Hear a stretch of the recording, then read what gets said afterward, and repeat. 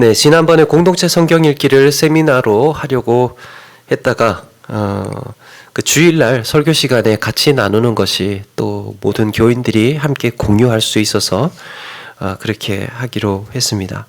공동체 성경 읽기를 통해서 이게 도대체 뭔가, 그리고 이로 인해서 우리가 회복해야 할 것이 무엇인가, 성경을 함께 읽는다는 것이 어떤 의미인가를 한번 돌아보기를 원합니다. 물론 우리가 매일 성경 말씀 묵상을 통해서 큐티인 말씀 묵상 통해서 하루 본문을 같이 나누고 있는데요. 아쉬움이 한 가지 있죠. 말씀 묵상 하시는 분들은 꾸준히 잘 하시고 또 찾아오셔서 매일 확인하시고 댓글도 달고 하시는데 또 여전히 이게 습관이 잘 되지 않고 또 못 하시는 분들은 또 여전히 못 하고 계시고 있습니다. 그리고 우리가 서로 함께 또 하고 있다는 이런 의식이 좀 적게 느껴져서 앞으로 한 2주간 이번 시간하고 다음 주에 하나님의 말씀을 보다 가까이 하기 위해서 우리가 스스로 한번 돌아보고 우리의 신앙도 점검해 보는 이런 시간 되기를 원합니다. 같이 내년 23년도에는 함께 또 같은 마음으로 성경 일독을 한번 해보자 하는 목적으로 나아가려고 합니다. 공동체 성경 읽기란 무엇인가? 안 넘어가네요.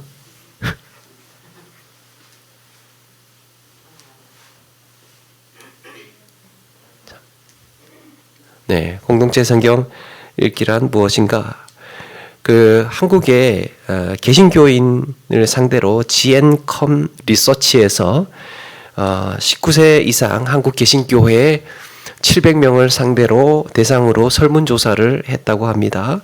응답자의 71.5%가 성경은 하나님의 말씀이다라는 데에 동의했습니다. 성경은 이스라엘 역사다라고 주장하는 사람들도 많은데 하나님의 말씀이라는 고백을 71.5%의 사람들이, 개신교인 사람들이 했다라는 겁니다. 그리고 72.6%는 삶의 해답을 성경에서 찾은 적이 있다라고 답을 했습니다. 그런데 응답자 중에 25.3%가 성경을 거의 읽지 않는다라고 대답을 했습니다. 그렇다면 나머지 75%에 가까운 성도들은 성경을 읽는다는 것인가? 우리도 여기에서 비율로 치자면 얼마나 읽고 있는가를 한번 또 돌아보게 되는데요. 가끔 생각나서 펼쳐보는 사람들까지 다 포함된 것이겠죠. 어쩌면 또 예배 중에 와서 하나님의 말씀, 성경을 또 잠시 펼쳐본 것으로도 읽는다고 했을 수도 있지 않겠습니까? 성경이 하나님의 말씀이고 또 삶의 해답은 성경에 있다는 것을 알고 고백하면서도 정작 우리는 평소에 꾸준히 규칙적으로 성경을 읽는 교인들은 희박하다라는 것입니다. 사무엘상 3장 1절에 이런 말씀이 있습니다. 아이 사무엘이 엘리 앞에서 여호와를 섬길 때 여호와의 말씀이 희귀하여 이상이 흔히 보이지 않았더라. 여호와의 말씀이 희귀하여, 사사시대는 물론이고 이 사무엘 시대도 역시 사사인데 이 사사시대가 끝나갈 무렵까지도 하나님의 말씀이 희귀한 시절이었다는 거예요. 하나님께서 이스라엘 백성들에게 나타나시지 않았습니다. 말씀해 주시지 않았습니다. 당시에는 기록된 모세의 율법이 특수한 소수의 사람들만 볼 수 있어서 주로 하나님께서 대언자를 통해서 말씀하시던 시대였습니다.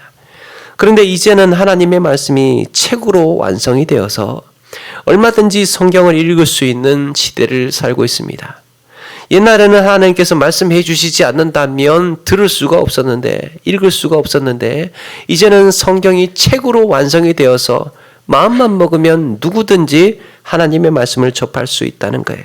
그런데 아이러니하게도 성경 읽기를 힘들어하고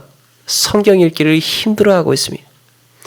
아모스 선지자는 하나님의 말씀을 대언하면서 이 땅에 기근을 보낼 것인데 양식이 없어서 기근이 아니고 물이 없어서 기갈이 아니라 하나님의 말씀을 듣지 못해서 기갈이 올 것이라고 했습니다.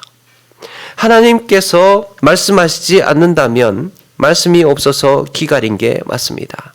그러나 우리는 교회를 와도 집회를 가도 성경이 없어서 읽지 못하는 것은 아닙니다.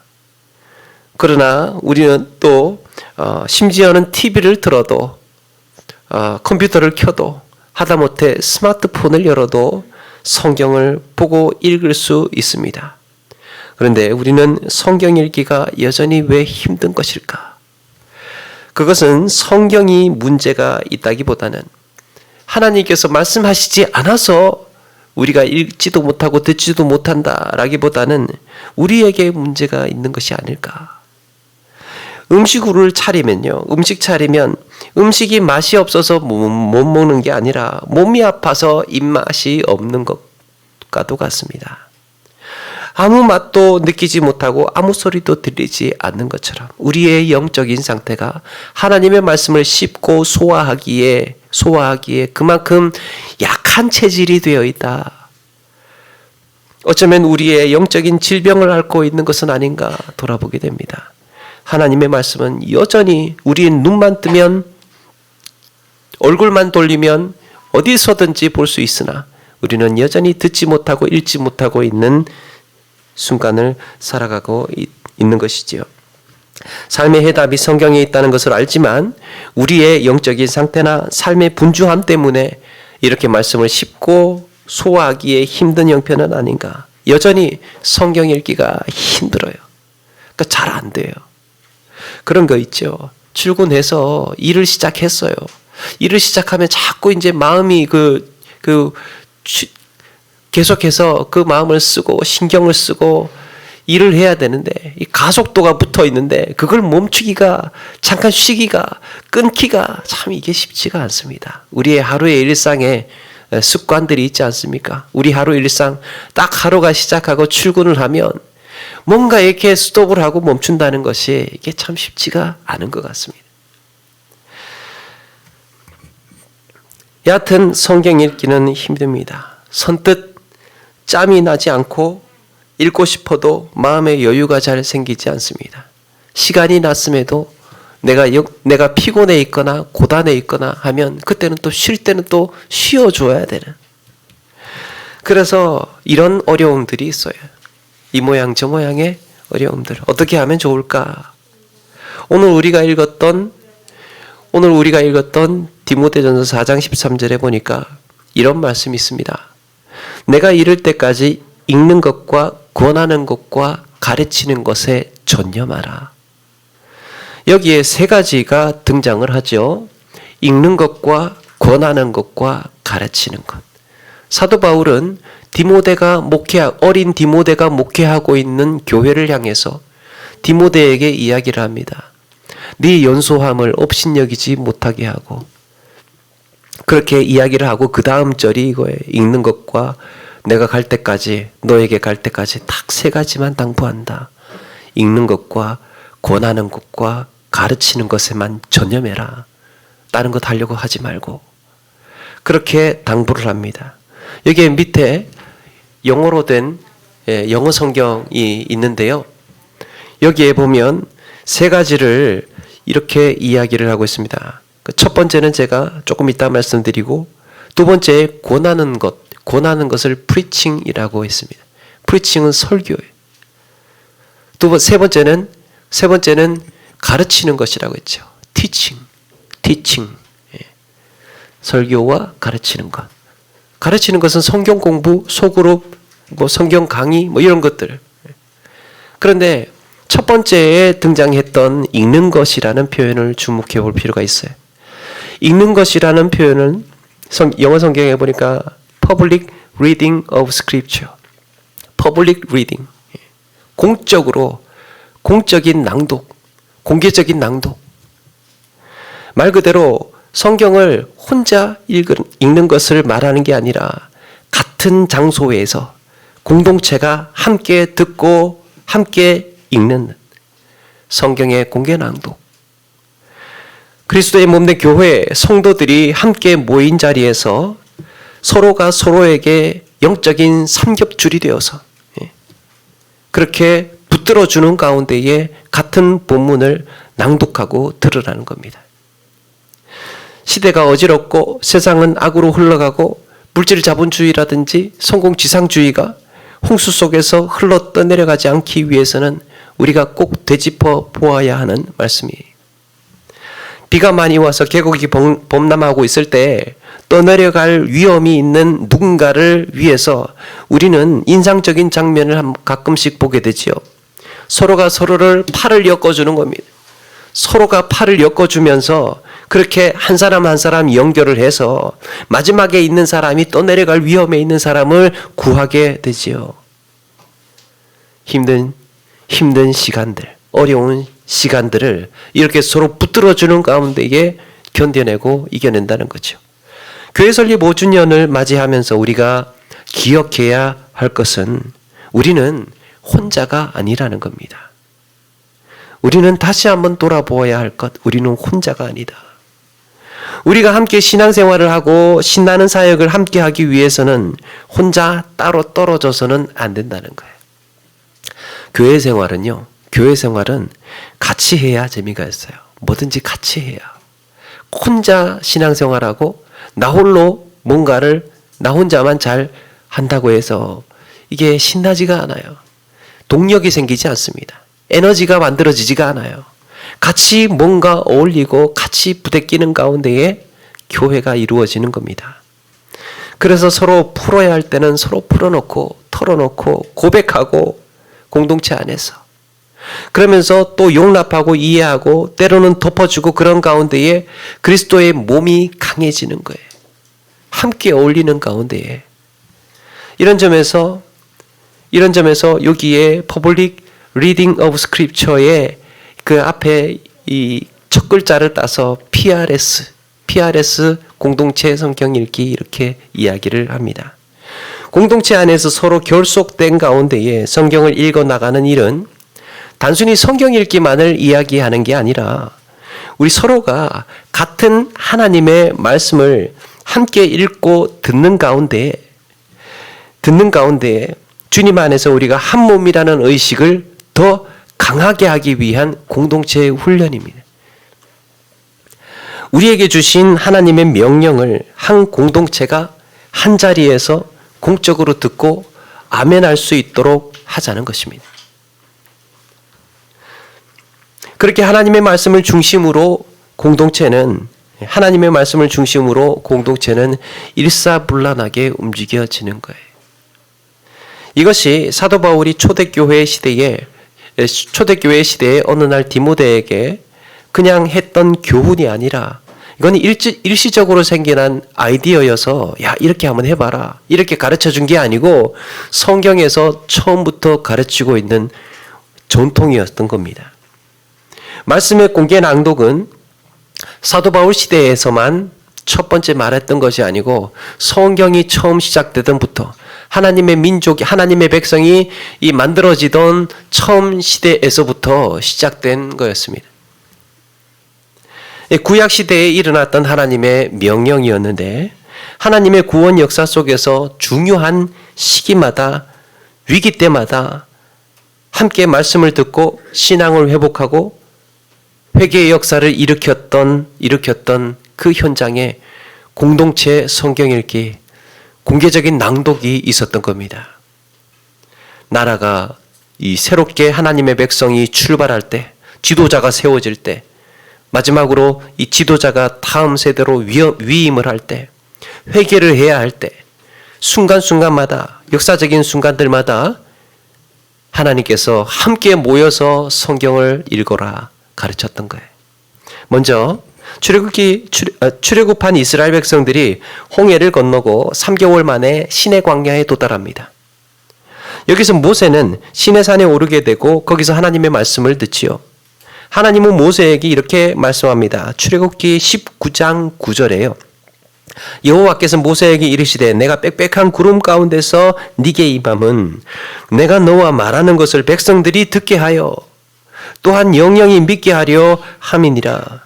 그러면서 하나님은 모세에게 십계명뿐만 아니라 제사에 관해서, 배상에 관해서, 절도에 관해서, 사회적인 법에 관해서, 또 안식일이라든지 또 절기에 대해서 어떻게 지켜야 할 것인지, 한마디로 하나님의 백성으로서 너희가 어떻게 살아가야 할 것인지를 모세에게 다 가르쳐 주셨습니다.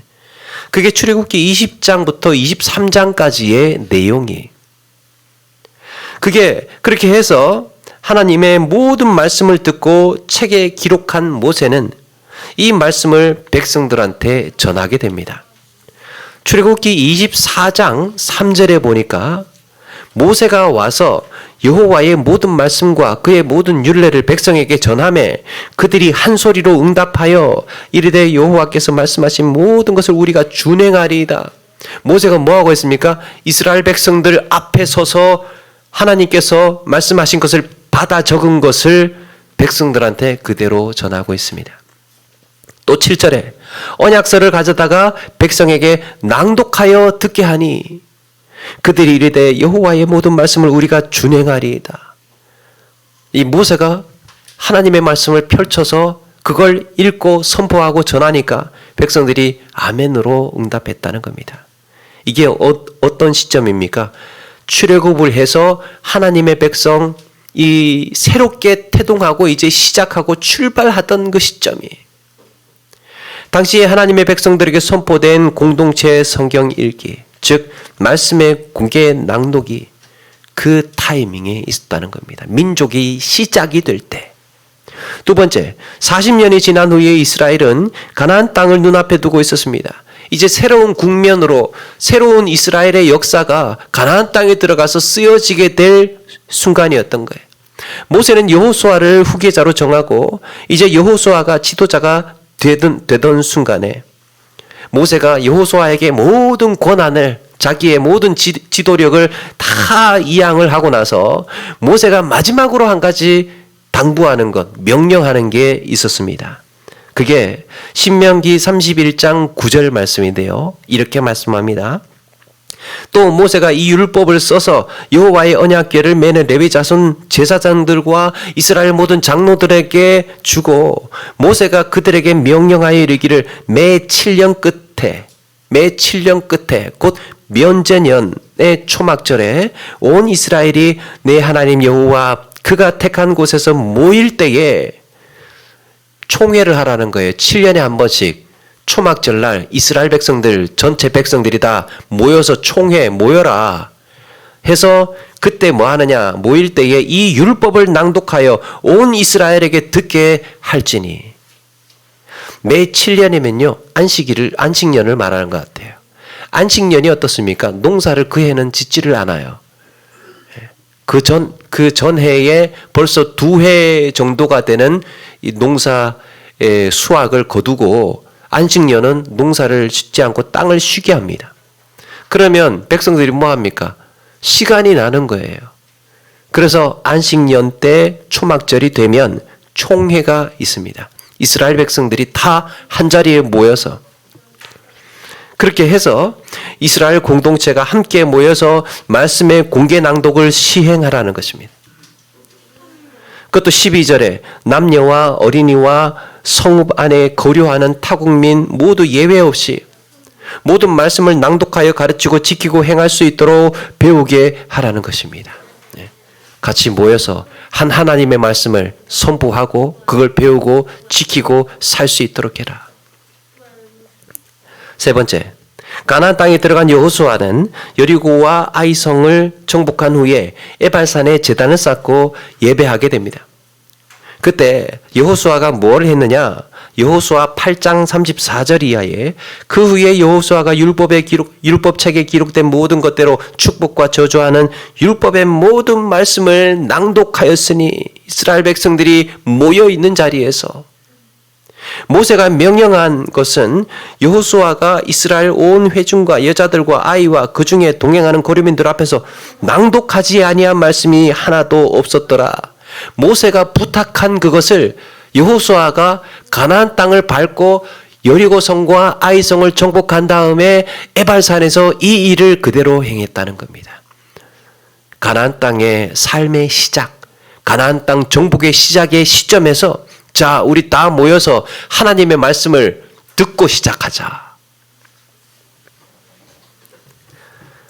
그런데 이렇게 말씀을 공개적으로 낭독하고 읽게 했던 전통은 잠시 여호수아 시대가 끝나고 사사 시대에는 잠시 뜸해졌습니다. 왕국 시대로 가서도 열왕기 시대로 가서도 이 하나님의 말씀을 공개 낭독하고 듣는 일은 거의 잊혀져 갔습니다. 그러니까 시대가 지나면서 이 전통은 사라진 것 같아요. 그런데 그러는 가운데 남유다 말기에 요시야 왕이 등장을 합니다. 요시야 왕은 8살에 왕이 되고 나서 왕이 된 후에 18년이 지나고 나서 어느 날 성전을 보수하던 중에 그때 당시에 대제사장 힐기야라는 사람이 성전에서 먼지 뽀얗게 쌓인 율법책을 발견하게 됩니다. 세상에 제사장이요, 그동안 성전에 율법책이 있었는지 없었는지도 까맣게 잊고 있었던 거예요. 말씀이 없던 시대를 살았던 겁니다. 도대체 이게 뭔가 싶어서 성경을 보니까 대제사장 힐기야가 좀 펼쳐가지고 읽어볼 만도 한데 그걸 읽지 못하고 서기관에게 줍니다. 야, 이거 뭐라고 적혀있냐? 그래서 서기관 사반에게 갖다 주니까 사반이 이걸 가지고 바로 요시야 왕에게 가져가서 펼쳐서 읽게 됩니다. 요시야 왕은 서기관이 낭독하고 있는 하나님의 말씀을 들으면서 옷을 찢으면서 온 백성에게 당장 비상소집령을 내리는 거예요. 백성들 다 모아라. 그때 왕은 우리가 왜 이렇게 살아야 했는지, 왜 매번 하나님의 진노를 받을 수밖에 없었는지, 왜 우리가 이렇게 기울어져 가고 있었는지, 우리는 그동안 무엇을 놓치고 있었는지를 깨닫게 됩니다. 그래, 이걸 놓치고 있었구나 우리가. 그래서 뭐라고 하느냐? 열왕기하 22장 13절에 보니까 너희는 가서 나와 백성과 온 유대를 위하여 이 발견한 책의 말씀에 대하여 여호와께 물으라. 우리 조상들이 이 책의 말씀을 듣지 아니하여 이 책에 우리를 위하여 기록된 모든 것을 행하지 아니하였으므로 여호와께서 우리에게 내리신 진노가 크도다. 우리가 하나님의 말씀을 듣지 못하고 읽지 못하고 알지 못하니까 지킬 수가 없었던 거죠. 어떻게 살아야 되는지. 그동안 듣도 보도 못한 하나님의 말씀을 우리가 지키지 않고 순종하지 않아서 하나님의 진노가 그렇게 크셨구나. 먼지 뽀얗게 쌓인 성전 안에 성경을 발견하고 나서, 율법책을 발견하고 나서 그때 그걸 깨달았던 거예요. 야, 우리가 잘못 살고 있었구나. 이거 놓치고 있었구나. 그게 문제였는지를 짚게 되었습니다. 요시야 왕은 그동안 이스라엘의 구원 역사에서 잊혀졌던 하나님의 말씀의 공개 낭독이라는 보화를 얻은 거예요. 성경을 우리가 가끔 보게 되면 요시야 당대의 제사장 힐기야가 성전 보수하던 과정에서 율법책을 발견하였다라는 정도로만 내용으로 알고 있는데, 사실은 이것은 이스라엘의 역사에 굉장히 중요한 전환점이었던 겁니다. 온 백성이 모인 자리에서 요시야 왕이 뭘 했느냐? 열왕기하 23장 2절에 보니까 왕이 여호와의 성전 안에서 발견한 언약책의 모든 말씀을 읽어 무리의 귀에 들리고 그랬습니다. 요시야 왕이 이스라엘 민족 대표로서 백성들이 다 모인 자리에서 하나님의 말씀을 낭독하고 백성에게 들려주게 되었던 거예요. 그러면서 왕은 온 유대 백성들에게 가장 핵심적인 국정과제를 선포합니다. 이제 우리는 어떻게 살아가야 할 것인지 비전을 제시해 주는데, 열왕기하 23장 3절에 여호와 앞에서 언약을 세우되 하나님과 우리가 지금 오늘 약속하자. 이 자리에서 마음을 다하고 뜻을 다하여 여호와께 순종하고 그의 계명과 법도와 율례를 지켜 이 책에 기록된 이 언약의 말씀을 이루게 하리라. 많이 들었던 거죠. 마음을 다하고 뜻을 다하여 여호와께 순종하고 계명과 법도와 율례를 지키자 우리가. 처음에 하나님의 말씀이 선포되고 우리가 어떻게 살아야 되는지를 다시 말씀으로 돌아가서 그걸 선포하고 있었던 겁니다. 우리는 하나님의 말씀 따라 산다. 그게 비전이었던 거예요. 여러분, 이것이 남유다가 멸망하고 그들이 포로가 되어서 영적인 코마 상태가 되었을 때 호흡기 역할을 해줍니다. 하나님의 말씀을 같이 모여서 읽는 것으로 인하여서 그들은 민족의 정체성을 지킬 수 있었던 거예요. 우리가 누구인지, 우리가 무엇을 붙들어야 하는지. 느헤미야 8장에 보니까 느헤미야 8장이면 이제 포로가 되어서 멸망하고 포로가 되어서 있다가 바벨론에서 다시 돌아오던 때였죠. 포로가 되어 잡혀갔던 이들이 다시 돌아옵니다. 성경에 보니까 일곱째 딸이면 초막절 절기를 말하는 거예요. 앞에서 보았던 매 7년마다 돌아오는 초막절 날 뭘 하라고 했다고요? 모여서 율법을 낭독하고 듣게 하라고 모세가 명령을 했습니다. 이스라엘 백성들이 이것을 알았던 것 같아요. 그러면서 모든 백성이 일제히 수문학 광장에 모여서 에스라에게 모세의 율법책을 가져오라고 청합니다. 백성들을 모이게 해놓고 에스라가 말씀을 선포한 것이 아니고 백성들이 오히려 에스라에게 요청했습니다. 당신 가서 모세의 율법책을 좀 가져다가 우리에게 좀 읽어주십시오.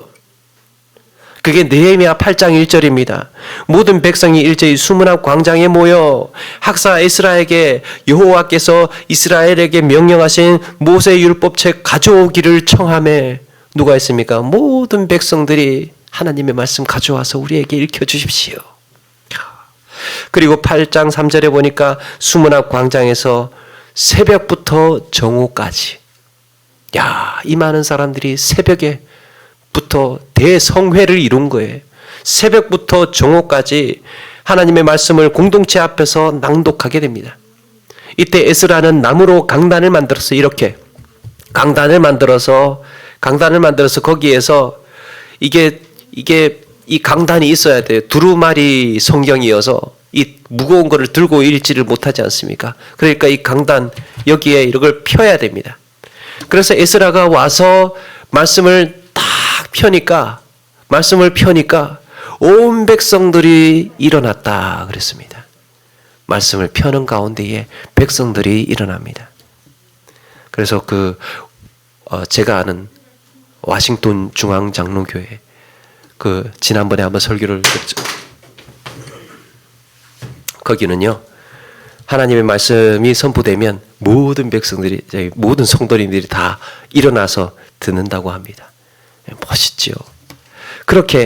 이렇게 하나님의 말씀이 선포되는 가운데 백성들이 다 일제히 일어서서 그렇게 성경이 낭독되기 시작하고 그 백성들 중간중간에 무리들 중간중간에 레위 사람들이 끼어서서 레위 사람들이 느헤미야 8장에 보니까 누구가 섰는지도 다 이야기하고 있어요. 중간중간에 이 성경 지식을 좀 가지고 있는 사람들이 백성들 사이사이에 서서 에스라가 선포하고 있는 말씀을 이 무슨 뜻인지 어떤 의미인지 중간중간에서 레위 사람들이 알려줬어요. 이해시켜줬습니다. 저것은 무슨 말씀이다. 무슨 뜻이다. 무슨 의미다. 이렇게 사이사이에 서서 그렇게 알려줬습니다. 그러니까 백성들이 그 말씀을 듣고 울기 시작을 해요. 얼마나 많은 사람들이 말씀을 듣는 가운데 울었는지 에스라가 더 이상 하나님의 말씀을 읽지 못하는 지경에까지 에스라가 그 말씀을 낭독하는 과정을 멈추는 가운데까지 갔던 겁니다. 백성들이 가르치던 레위 사람들도 마찬가지로 중간에 있던 사람들을 막 달리기 시작을 해요. 얼마나 펑펑 울었겠습니까? 느헤미야 8장 9절에 보니까 이렇게 말씀합니다. 오늘은 너희 하나님 여호와의 성일이니 슬퍼하지 말며 울지 말라. 이 좋은 날 왜 울어? 울지 마. 이 좋은 날. 여호와의 성일. 얼마나 그들에게 의미가 있었겠습니까? 하나님의 말씀을 붙들어서 막연하게나마 내 조국, 내 땅이 있다는, 우리의 땅이 있다는 것을 기다리면서 70년을 살았습니다. 그래서 드디어 예루살렘에 돌아와서 하나님의 말씀이 선포되는 그 순간을 경험하고 있다 보니까 우리가 왜 이런 고난을 겪고 우리가 이런 시련을 겪었는지를 다 마음에 느낄 수 있던 겁니다. 이렇게 은혜로운 순간이 오기까지 오랜 세월을 기다려야 했습니다.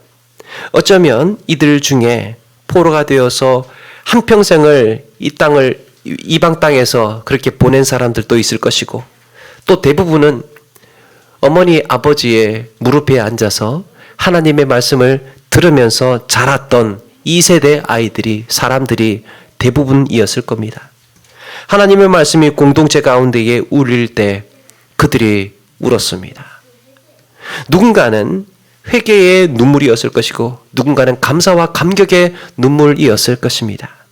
과연 말씀을 잊어버린다는 것이 어떤 것인지 그들은 뼈에 사무치게 새겼을 거예요. 하나님의 말씀을 잊고 산다는 것이 하나님의 백성에게 어떤 의미인지를 그들은 그 자리에서 너무나 사무치게 이해할 수 있었습니다. 느헤미야 8장 18절에 에스라는 첫날부터 끝날까지 날마다 하나님의 율법책을 낭독하고 무리가 이레 동안 절기를 지키고 8째 날에 규례를 따라 성회를 열었느니라. 안식일부터 그 다음 안식일까지가 8일이죠. 8일. 8일 동안 매일 새벽부터 정오까지 그렇게 첫날부터 마지막까지 하나님의 율법책을 낭독하였다는 겁니다. 말씀의 대성회가 일어났던 거예요. 딴 거 하지 않았습니다. 그냥 율법책 펴고 하나님의 말씀을 읽었어요. 성경이 사실은 성경책 그 자체가 설교예요. 사랑하는 여러분, 이렇게 같은 공간 안에서 한 공동체가 공개적으로 하나님의 말씀을 듣는다는 것은 바로 이런 겁니다.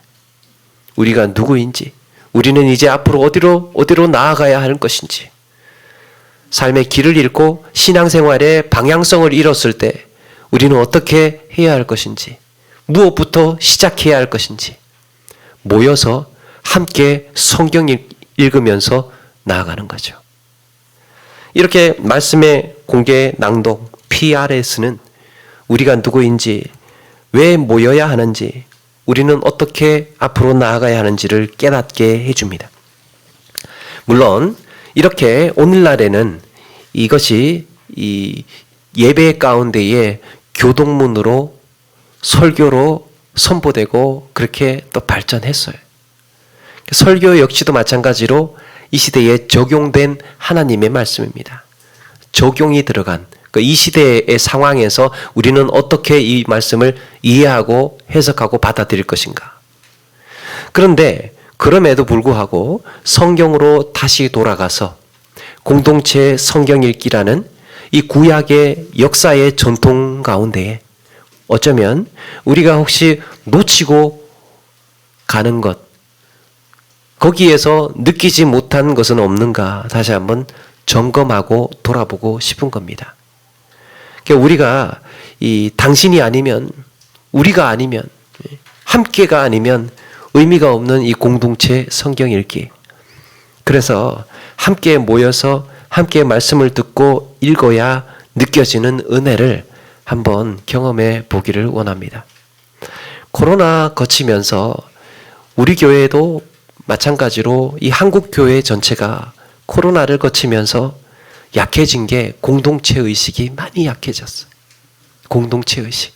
우리 서로가 한 가족이다, 하나라는 사실이. 그래서 우리가 한 몸이라는 사실을 교회가 잃어가면요. 우리가 한 몸이라는 사실을 교회가 잃어가면 교회는 힘이 약해집니다. 뭔가를 할 수 있는 동력이 부족해요. 에너지가 약해요. 그래서 우리 이 동력을 어떻게 다시 회복을 할 것인가? 교회의 체력을 어떻게 다시 회복을 할 것인가? 하나의 본문으로, 하나의 말씀으로 같이 듣고 같이 읽는 운동을 해나가자라는 겁니다.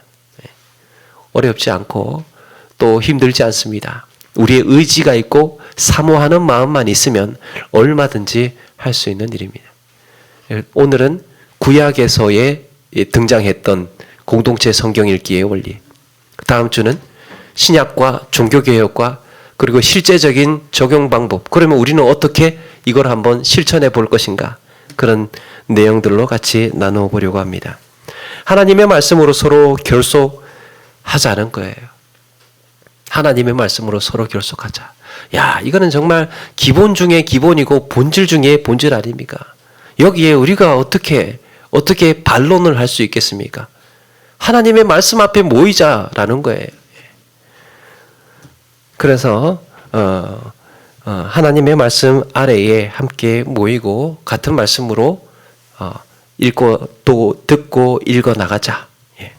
그래서 온 교인들이 공동체 성경 읽기에 직간접적으로 모두가 같이 함께 동참을 해서 말씀으로 하나가 되어서 세워가는 교회로 그렇게 나아가기를 원합니다. 여러분, 이 일을 위해서 이런 게 있구나. 그리고 혹시 궁금하신 분들은 자료가 유튜브 같은데요. PRS 공동체 성경 읽기라고 치시면 자료가 어마어마하게 나와 있습니다. 이 일을 위해서 지난번에 말씀드린 강신익 대표께서 이걸 한국교회에 심기 위해서 헌신하셨습니다. 완전히 그냥 밥상을 다 차려놓은 거예요. 우리는 그냥 먹기만 할 정도로, 하면 될 정도로 하나부터 10까지의 모든 순서지, 영상, 자료, PPT 모든 것들을 다 제작하고 만들어서 이 정도면 회비 내고 가입해야 되는, 가입해서 자료 이용을 해야 되는 정도예요. 그런데 이분이 헌신하셨습니다. 그래서 지금은 굉장히 많은 교회에서 관심을 가지고 이제 시작하고 있는 중이에요. 우리도 함께 하나님의 말씀 읽기를 또 동참을 해서 그렇게 나아가면 좋겠습니다. 이 일을 위해서 하나님이 기뻐하시는 교회로, 나 혼자가 아니라 우리가 함께라는 마음으로 그렇게 함께 헌신하고 같은 성도로 세워져 가는 우리 모두가 되기를 주의 이름으로 축원합니다.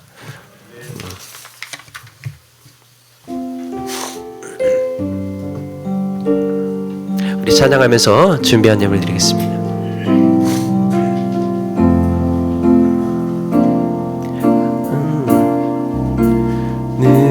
느리나는 새도 주 손길 돌보시네. 온 땅에 충만한 주 사랑으로 내 마음을 덮으소서. 주 나를 부르셨네. 주의 영광 위에 모든 사랑 이끄소서. 주의 영광으로 주 말씀 향하여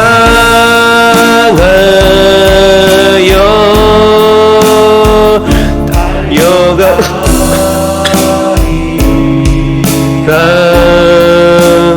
힘도 아닌 능도 아닌 오직 성령으로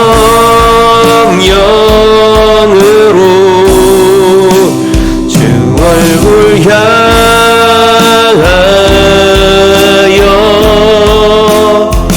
달려가리라.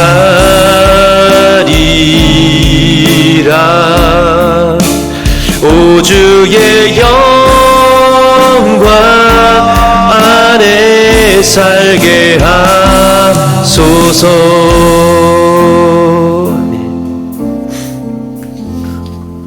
제가 기도하고 말씀 마치도록 하겠습니다.